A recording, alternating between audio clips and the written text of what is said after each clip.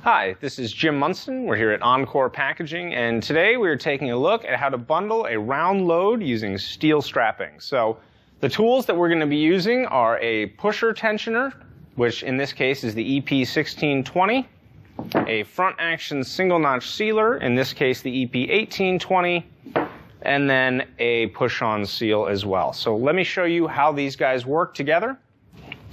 All right, so the first thing that you're going to do is you're going to take your seal and then your bottom piece of strap here and slide it through. Then you're going to fold that over, and that is going to serve as our anchor that we're going to pull against. Then the top strap is also going to go through that seal.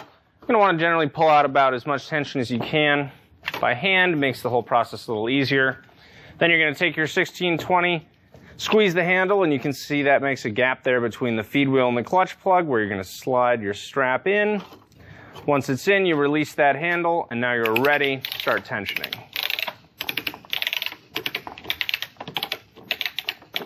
Once you have that tension where you want it, you can take your 1820, your sealer here, and then notch your seal.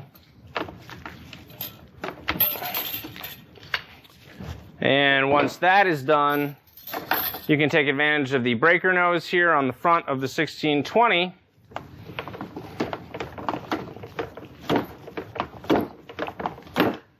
Which allows you to break off that strap.